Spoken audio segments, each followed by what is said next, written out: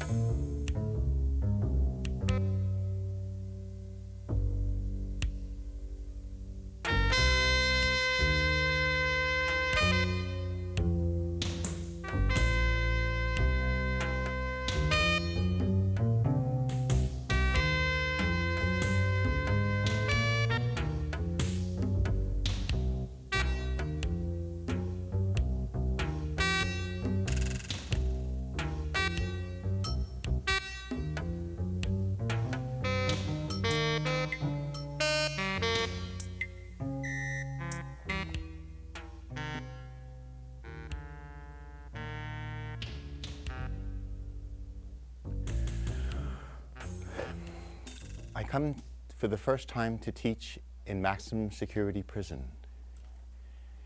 And I see a big glass wall and nowhere to go.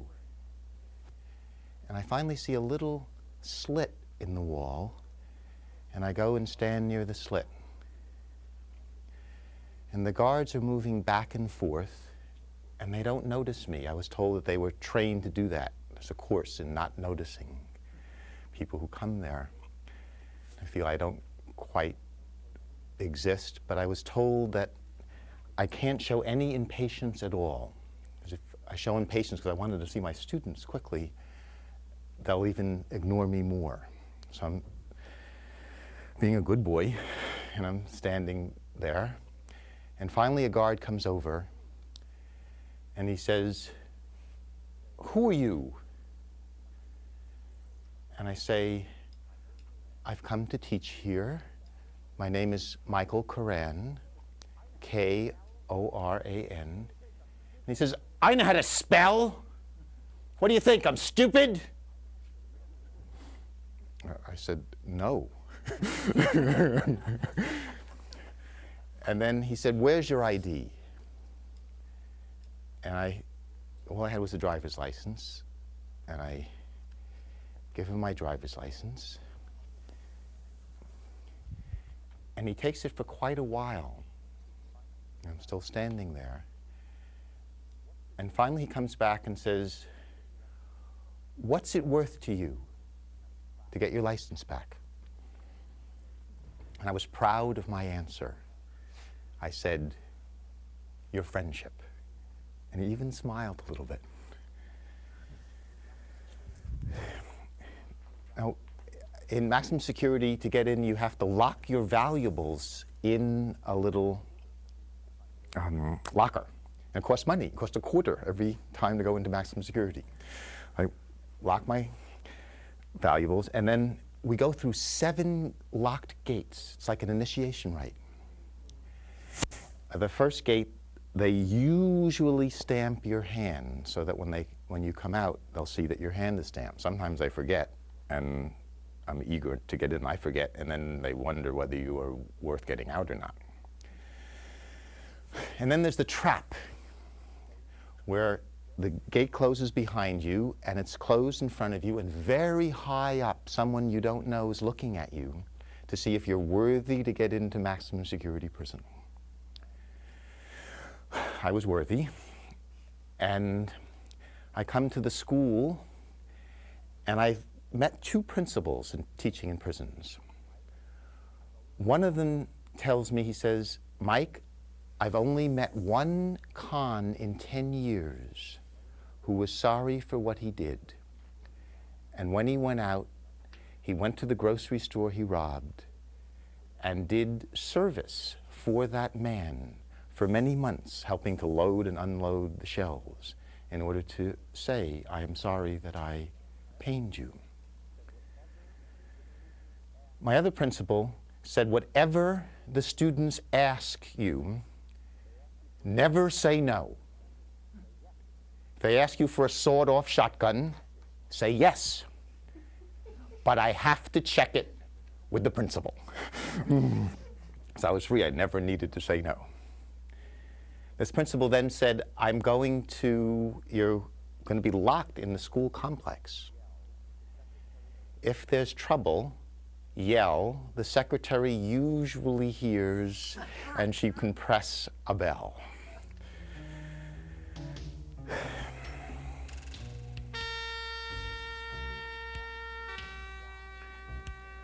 My prisoners asked me why I was there.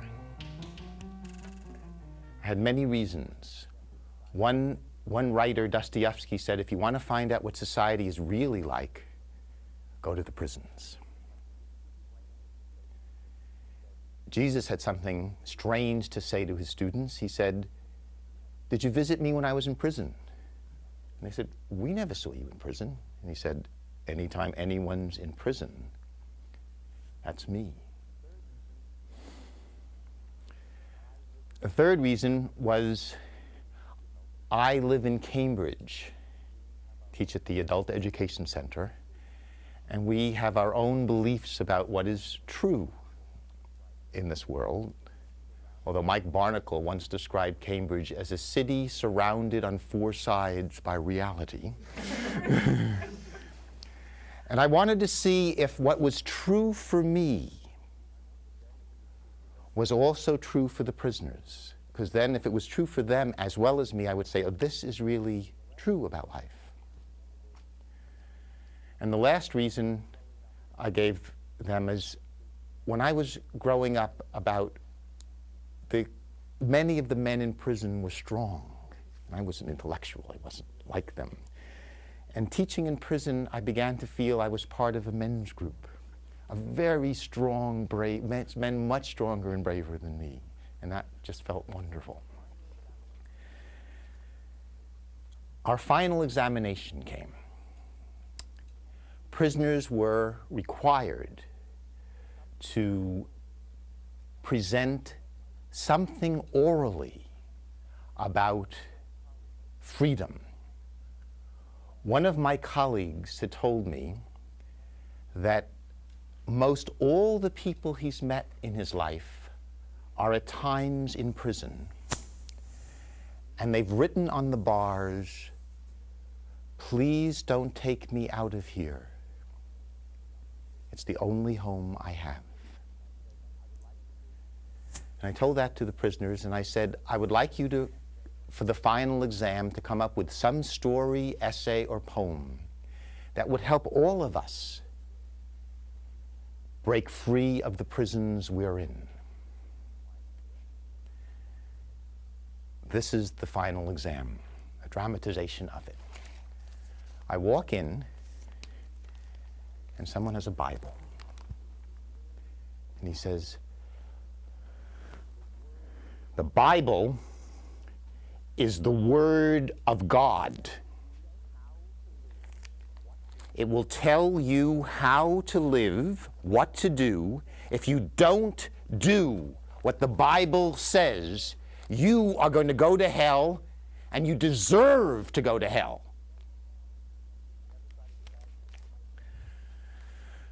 From the other side of the classroom, the student says, "The Bible is a bunch of nonsense. You have to believe in a big daddy in the sky to take care of you. What a pathetic creature you are. Can't be responsible for yourself." Lech.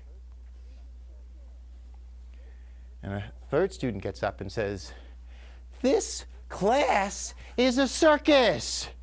The fourth student says, "That's because you're the clown." The fifth student says, "Teacher, what's wrong with you? You're pathetic. You can't control the classroom." I look at him and I say, "You sit down."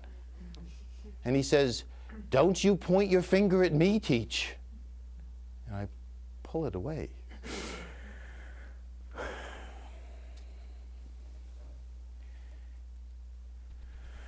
And the class was tense.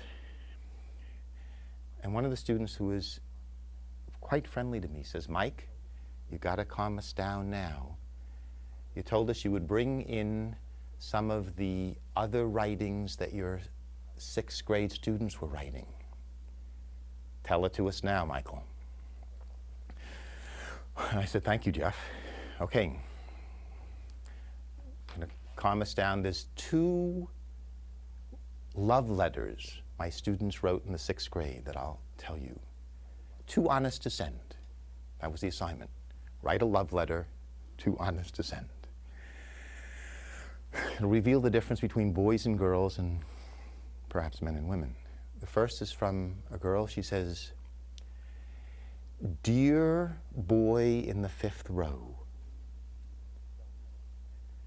you probably don't know me, but I'm in your history class, and I sit in the seat behind you, and I think you have really great hair. I don't know much about your face. The only time I've dared to look at you, I saw your profile against the mid-afternoon sun shining through the hall window. I love how your nose turns up when you laugh, and you were laughing then. Did I mention how wavy your hair looks from the back? I love the curl at the nape of your neck. I must confess, sometimes I blow on the back of your neck just because the way you scratch your neck is so masculine. Please, when Mr. Stevens is giving one of his boring lectures, turn around. I'd love to talk with you. Love, the girl behind you."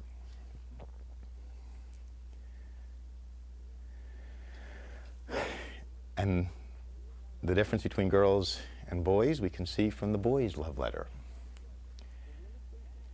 "Dear Melody, you're really kinky. You make me want to jump off a building.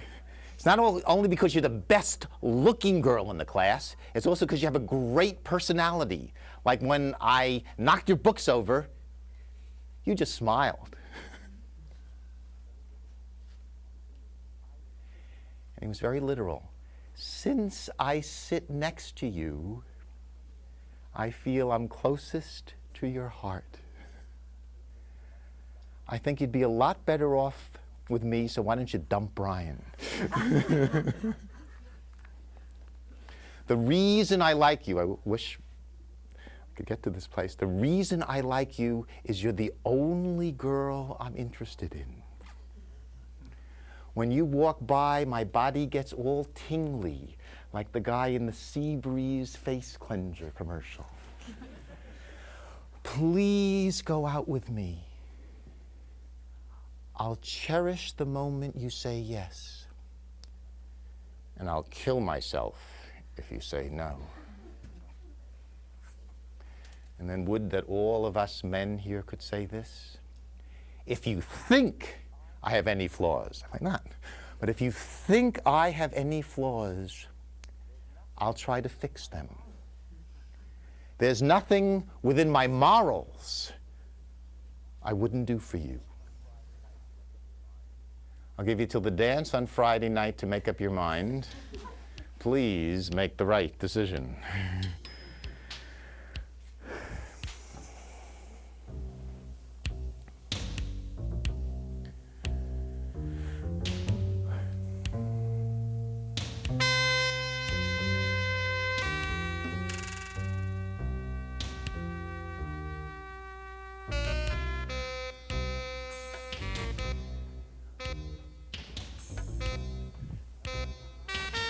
Well, Teach, that reminds me when I was a kid.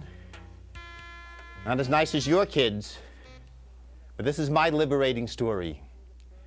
I'm in a school for emotionally disturbed children, and I'm the best athlete, and I'm playing center field, and I decide to escape, and I make a run for the fence around center field, and I'm climbing over the fence, and this big counselor grabs me. And I yell to him, "Let me go, you slave master! Let me go!" And while I'm yelling at him, a gentleman in a suit and tie is walking by, and he looks up at us, and he says, "You leave that child alone." And I look at the gentleman, and I say, "You mind your own business, sir." And the guy walks away. I turn to my counselor and I say, "You slave master, let me go!"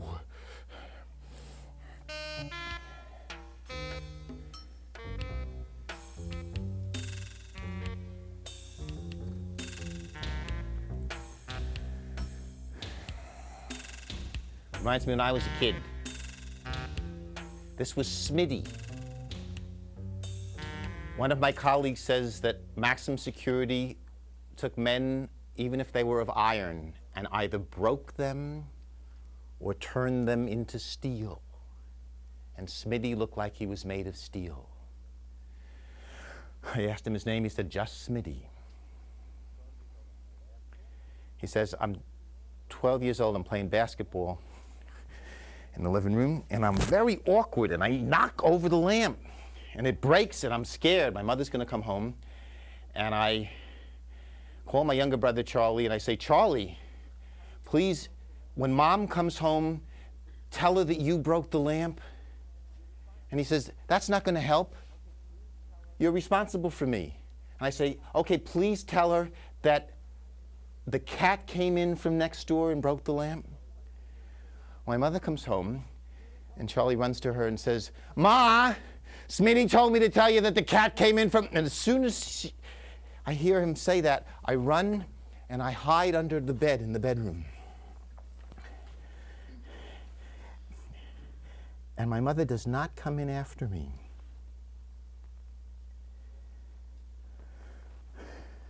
And I carefully, after a while, sneak out from under the bed. And I notice she's crying on the living room couch. And I carefully go up to her and I say, "Mom, why are you crying?" And she looks at me and she says, "I'm a lousy mother. I've taught my son to lie to his mother." And I look at her and I say, "Mom, I don't want you to cry. I'd rather you hit me than cry." And she looks at me and she says, "Oh, Smitty, you warm your mama's heart." And it's me.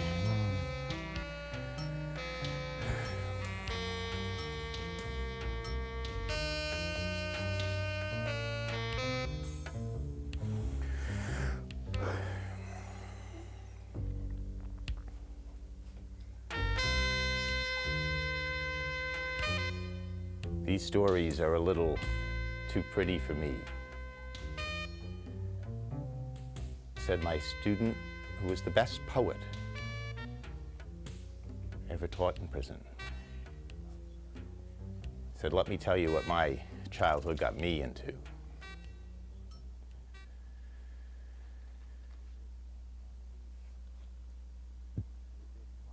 Deep within my solitude, beneath a bloated moon, I gather in my basement with a needle and a spoon, wrap a belt around my arm, then penetrate my vein. to feed the hungry demons that exist within my brain. I mix the precious powders with my potions and my pills that work the twisted magic that unleashes pagan spells, that wards away the darkness as it satisfies the pain and calms the hungry demons that exist within my brain. A wizard of a sort am I, but not without its toll. I conjure grand illusions, but I sacrifice my soul. And reality is silent as it slithers down the drain to drown the hungry demons that exist within my brain. I've practiced every spell I know in hope of some relief, but nothing that I seem to try can satisfy the beast, be it heroin, opium, the lauded, or cocaine. It cannot kill the demons that exist within my brain.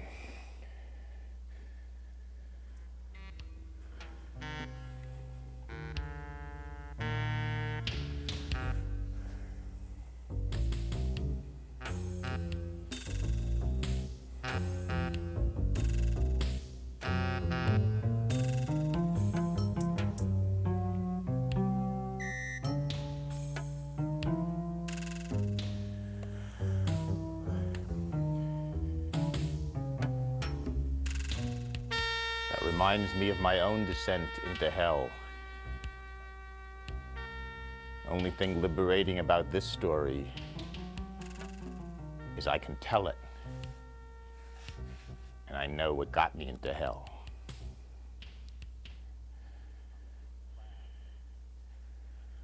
I'm in this class, adult education class,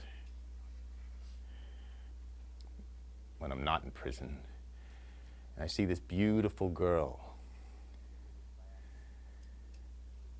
And at the end of the class, I really feel there's something special between us. And I go over to her and I say, there's really something special between us. Let's get to know each other. I got a cabin, it's really a shack in the woods, in New Hampshire. Come on, let's go. And she looks at me as if I'm crazy or something, and she says, I don't even know your name. Sorry.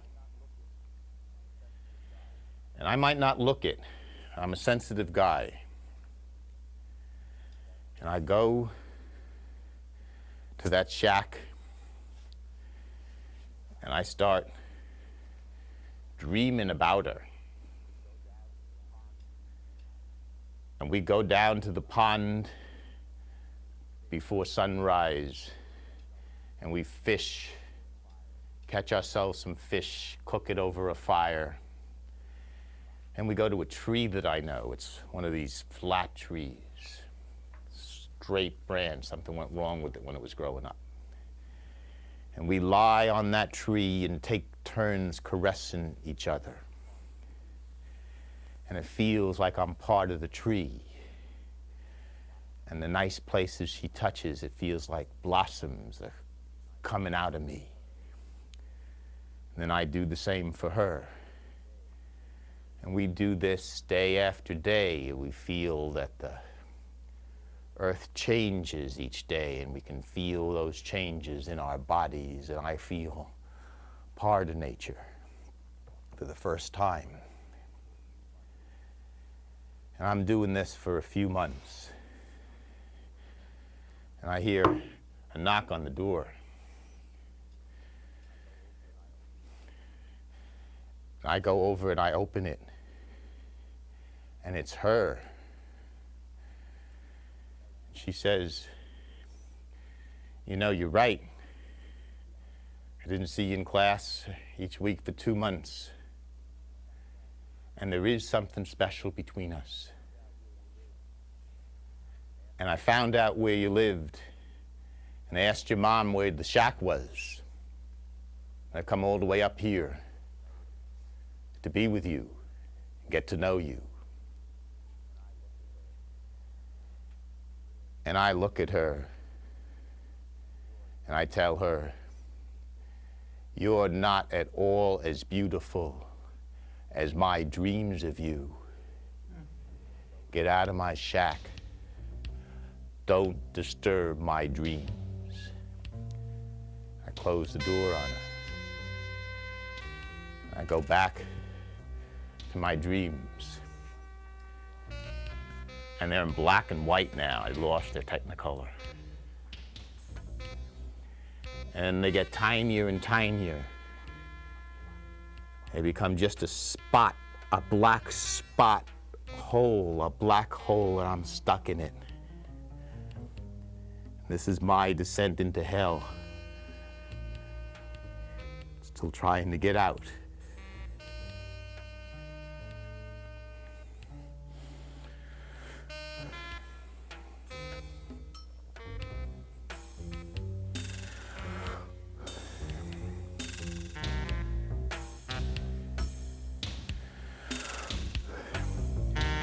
It's getting a little heavy in here, teacher. You told us you taught third grade. It's time for some of those poems again.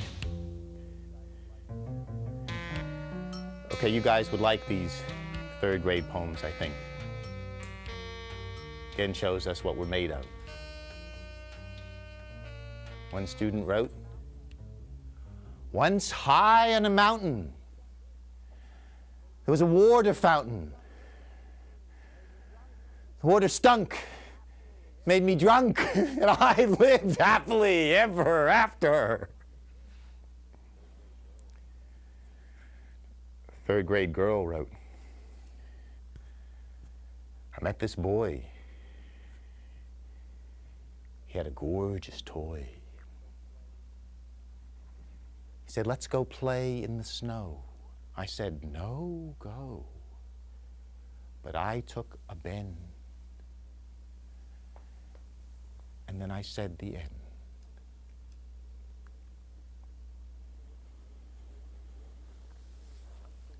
The third grader wrote, once there was this lady's grave. If you go near it, you must behave. If you don't behave, a ghost will come and start to wave. And a poem we could all identify with in this school, all schools. I hate my brain. When I get up, it turns on. And then I go to school, and it turns off.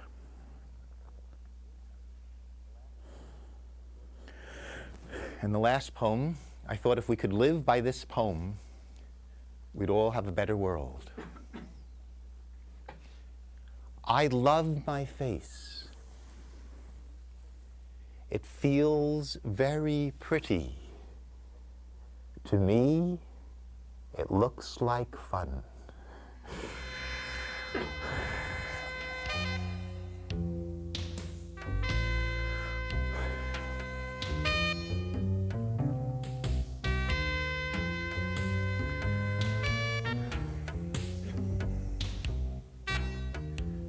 Well, I discovered fun. I read in this poetry book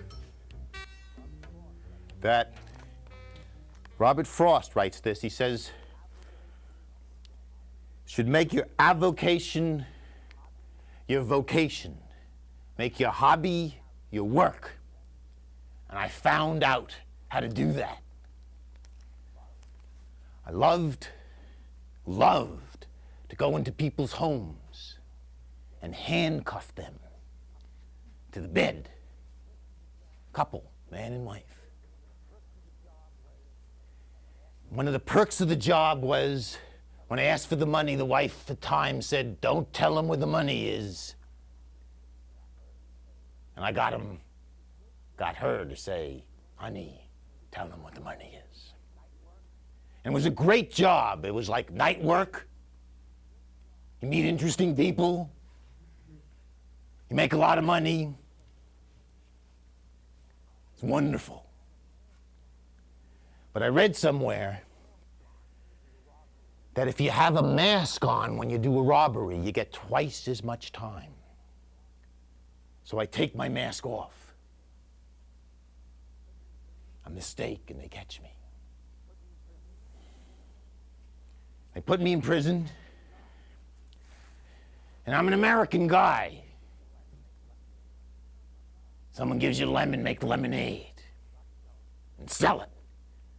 So I start to sell dope in prison. An entrepreneur. I said, how did you get dope in prison? He says, teach. You're even more naive than you look. Guards will bring it in. Yes, even you teach if the price is right. So I'm making a good living. I think the guards are jealous. They come into my room and they say, take that poetry book off your bed. Bed should be clean. That's the regulation. Put it on the floor. I'm not going to put no poetry book on the floor. And the punks call 2 more guards in and they grab me and they twist me and they make me and I want to push the book on the floor. But I heard all 4 of them. Don't mess with me. And they put me in solitary confinement. And in solitary, there was this faucet and a sink and a bed, and I am angry. And I rip that faucet out of the wall, and there's a little glass round circle that they look at you. And I take that faucet, and I hit that circle, and I hit it, and I hit it, and I get through. And when the guards pass, I take my shit and I throw it at them. And I take my piss and I throw it at them. And someone left some talcum powder in there, and I throw that at them also. And I don't like this. And they put me in the prison of prisons. Leavenworth. Graduated. Then I really can get a business going. I have employees. And little Mike comes to me one day. And he says, Big Sam ain't paying for the dope. And if you ever run a business, you know if people aren't paying you, especially in Leavenworth, that business ain't gonna last for long. But I look at Mike and I say, you're a father, and you're getting out in 4 months. I'll do you a favor. I'll get the money from Big Sam. So I eat my lunch, a chop suey, and then I go to meet him in the gymnasium. And even I am surprised Sam's got a knife. And he stabs me, and he stabs me. And I'm lying on the gymnasium floor. And I think I'm gonna die. And I think I'm gonna die, and everyone's gonna think I'm an asshole.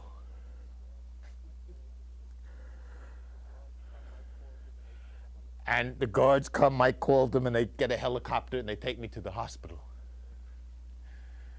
And I'm lying on the bed. And the doctor looks at me and he says, man, you're lucky. He missed your heart and your lungs, even though he got you 7 times. And I look up at the doctor and I say, I ain't gonna go out of my way to be an asshole anymore. Don't get me wrong, Doc. Someone commits an etiquette against me, I push him back. But I ain't gonna go out of my way to be an asshole. I'm not a religious guy. I never liked those churches. But I must have been saved for a reason. And you guys, I come to this class because I want to know what that reason is.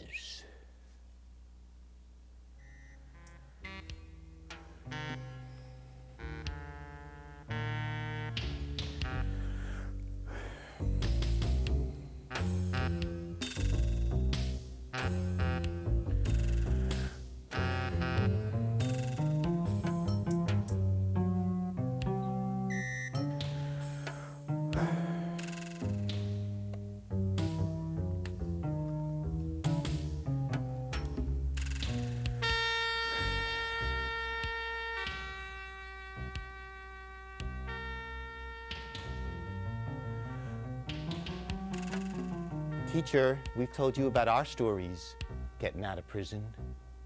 What prisons were you in? Tell us one of yours.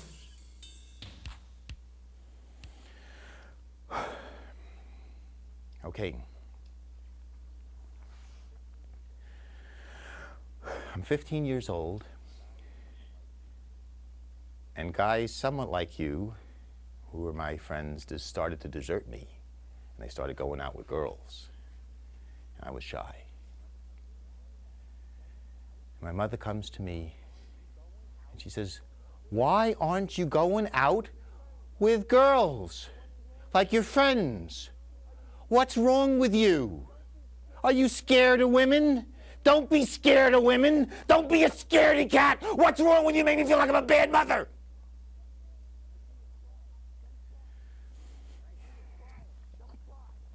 And I see you crying. Don't cry. Men don't cry.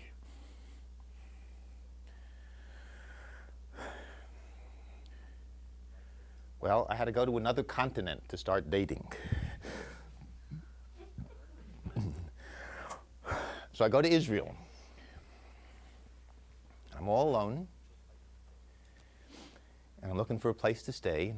Very lonely and shaky. I see this ad and I go to this apartment. It's a Czechoslovakian woman. And she shows me the room. And I say, this is going to sound strange, but I really need to hold your hand. Need to hold your hand in order to look at the room and talk. I need somebody to touch. And she holds my hand. And then we touch. It was nice. Didn't know that. And then we touched more than hands. And we spent the late morning together and early afternoon. And I was shaky, but it was lovely. And I said, "Oh, this is very nice. I'm going to walk around and think it over and be back." And I walk around. It's this different kind of shakiness. It feels better than the other. And I go back, and she's not there. And her roommate is there. And I'm still shaky, and well, it worked. I say, "I really need to hold your hand." And she holds my hand. And we spend the afternoon together. It was lovely. I said, "Gee, didn't know what I was missing." I say, "Okay." And then while we're hugging, the Czechoslovakian woman comes back. And she sees us, and she is very angry, not at me, but at the roommate. She says, "That was my guy you were with. We had that understanding, and even if we didn't, you don't do that with some other woman's guy." And they start arguing. And I feel I've polluted the holy city. These women were friends. I polluted the holy city of Jerusalem. And I leave while they're fighting. And I go, just find a barber before it's closing. And I said, "I'd like you to take off all of my hair, and shave the top so there's not a hair left on it. I've got to atone." And he does that. And I leave this barber shop, and I'm still lonely, and still shaking, and still have no place to go. And the only place that feels a little like home is there. And I go back there, and The second roommate looks at me and says, "You're weird. You're a strange American." And the first one says, Czechoslovakian, "I dreamt that a Buddhist monk came into my life 2 weeks ago. You must be the one."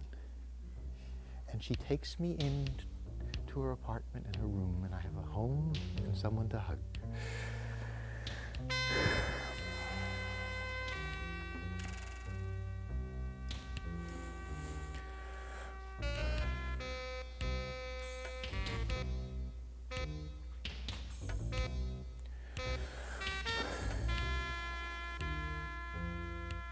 "Isn't that sweet?" said one of my students. "Isn't that lovely? Aren't these touching stories, teacher? Oh, and we'll all be so moved by them. And you'll tell them, I know you're going to tell them to other people, and when you get out of it, and they'll be moved too. Isn't that touching? Thank you, teacher, for being such a lovely teacher." But it's not just pretty in here. It's not just beautiful and touching in here. And as he's saying this, another student gets up and says, "Well, hold it. I've enjoyed the readings that this philosophy of religion class has provided. They're very similar to the readings I do on my own for my own personal delight. I've often been exposed to the idea that there's complete unity in the universe, that we're all an equal expression of a universal consciousness that permeates the entire world. In Taoism, this is called the Tao. In Christianity, the Holy Spirit. But it's one thing to understand this on an intellectual level. It's another thing to understand this on a getting from this moment to the next level. It was August of a few years ago, and I get a call from my sister, and she tells me that my brother died of a heart attack 2 days ago, 2 days after his 33rd birthday. And she said she told the authorities I would not be invited to the funeral. I was very sad at the news that my brother died. Very angry that they didn't invite me to the funeral. My family had 2 brothers and 2 sisters. Both my sisters still had a brother. I alone was brotherless.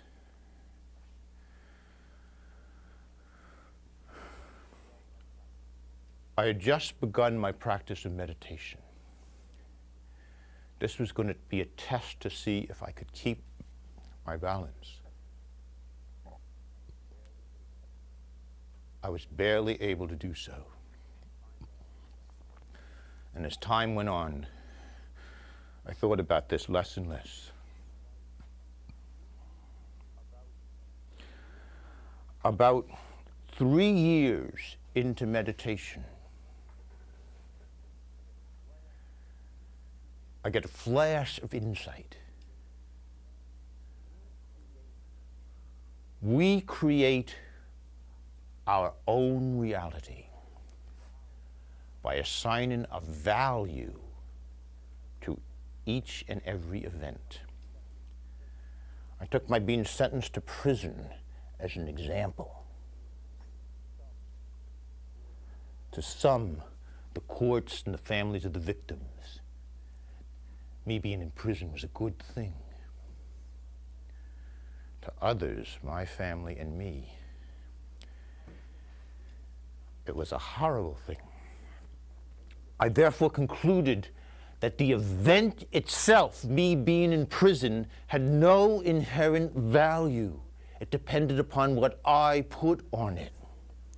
And I thought if this was true of me being in prison, this was true of every event across the board. Well, I'm bopping along, working out,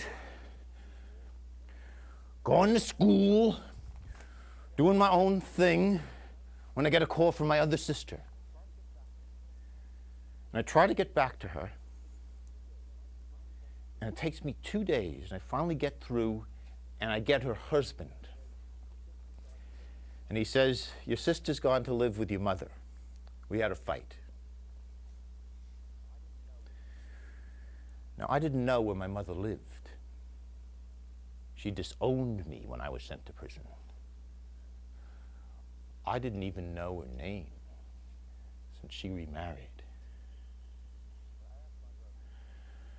But I asked my brother-in-law, "Could you give me the name, address, and phone number of my mom?" And he knew I wasn't supposed to have that, but he was angry at my mother and my sister. He said, "Sure." Now, this led to a reconciliation between my mom and I, but I'm going to save that for another story. My brother-in-law gave me other information I was ignorant of. He said, "Your brother didn't die of a heart attack like your sister told you. He slit his own throat."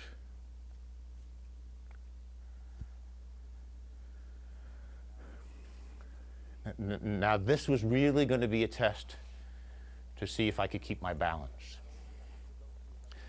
Not only did I have to go through another grieving process, but I had to face the fact that I had been lied to in such an important matter. I consider myself very fortunate to have been exposed to the spiritual journey that I'm on. I was very sad for a few days, but I was able to feel the sadness without becoming the sadness. This was the first time I ever was able to do that. Along my spiritual journey, I discovered that joy and grief emanate from within. I now decided to see what I could learn from my brother's death. It was the last lesson he could teach me. Probably the most important thing I learned was the suffering it caused our family. My mom had one son a suicide and the other sentenced to life in prison. When I considered the suffering my family had gone through, I was filled with compassion. I myself had tried to kill myself a few years ago. I now knew I could never do that. My sister, one of them is 4'11", 95 pounds. She had been institutionalized in and out the last few years. I now understood why, and I wouldn't and couldn't be the cause of more suffering to her.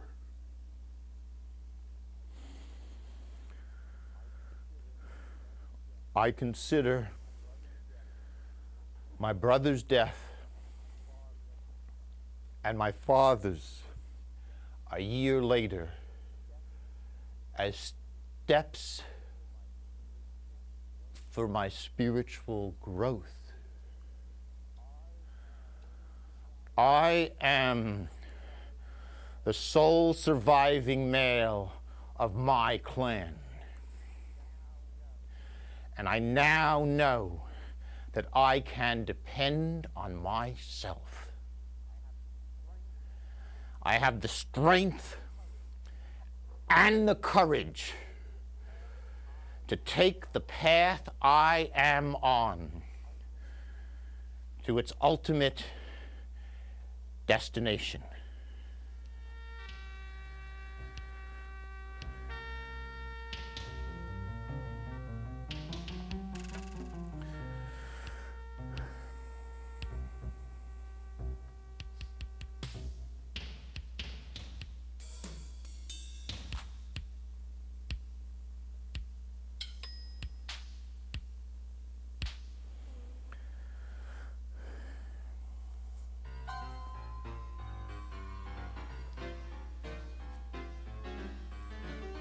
Reminds me of a baseball story, Teach.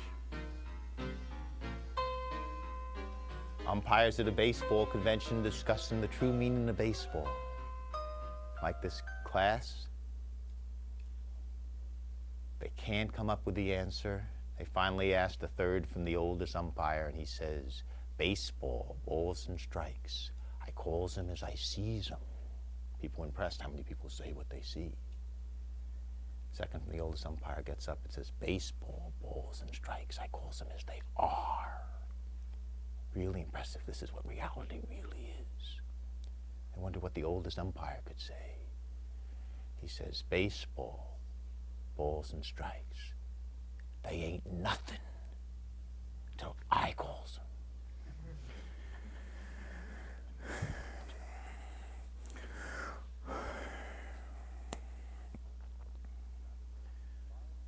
I'd rather make love than make truth, teacher.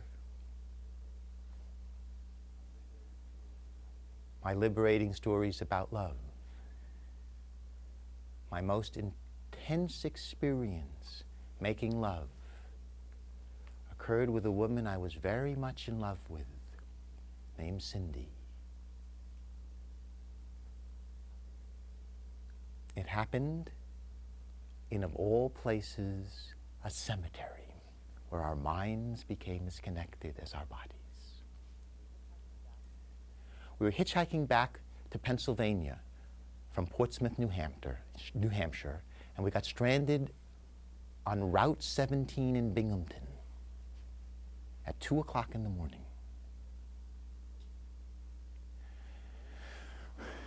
The road was a black, flat ribbon of emptiness, and the only sound was the buzz of the arc lamps above and the echo of our own voices. We were stranded in a residential suburb whose only available shelter was rows and rows of quiet backyards. But from where we stood, which was an elevated vantage, we could make out what appeared to be a park of some sort about a half a mile away. It was a dark clump of trees from which no light or life showed. We were tired. The road was a void, so we scrambled down the embankment and headed for the spot. And what we found was not a park at all, but a huge cemetery surrounded by spiked iron rails. After circling almost the entire cemetery, we finally found a spot where the rails were dented as if by some giant hands or an out-of-control car, and we were able to slip inside. To this day, I can still remember the name of the gravestone on which we slept, William Quirk. His grave was sheltered on one side by his huge gravestone, and on two sides by rows of fir trees. It made a three-sided stall, and on the ground was a thick carpet of green grass, freshly cut. I can't remember if we decided to make love before we were in our sleeping bag, but once we were inside, that was irrelevant. Now, there are some who would say our making love by someone's grave is a sin, disrespectful of the dead. And others would say it's just plain disgusting. But I had a sense, as did Cindy, that Mr. Quirk approved. I know I would.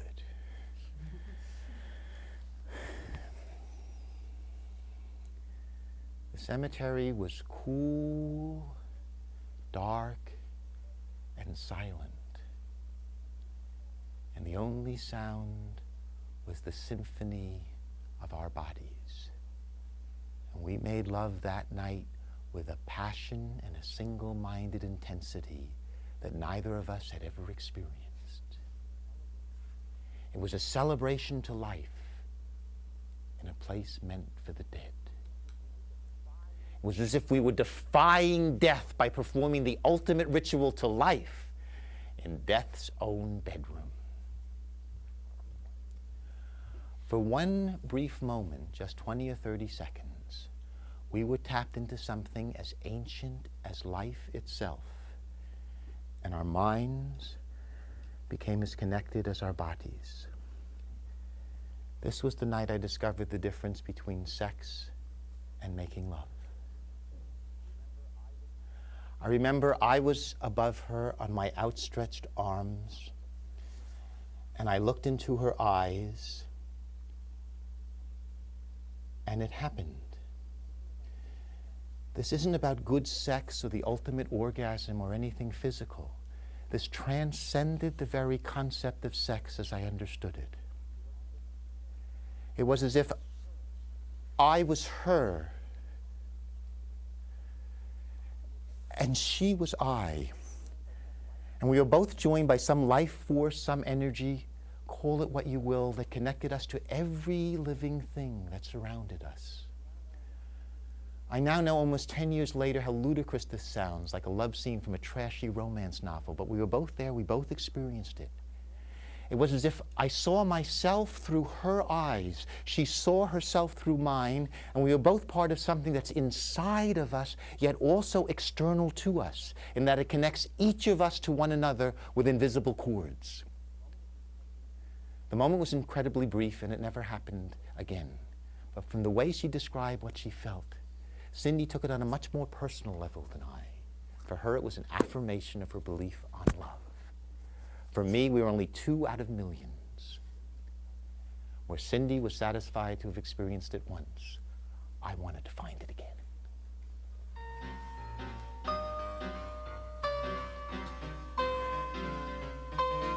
Thank you for coming to our final exam in maximum security prison. I'd love to give all of you an A.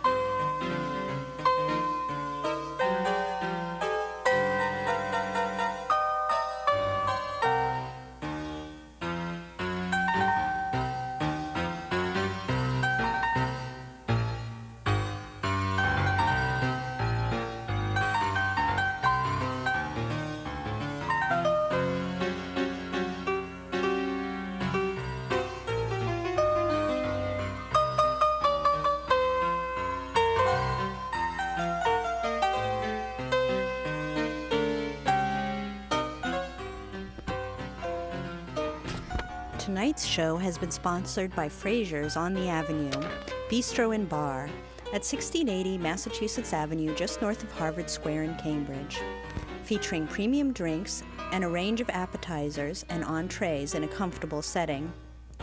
Fraser's is open 11:30 a.m. to 1 a.m. 7 days a week.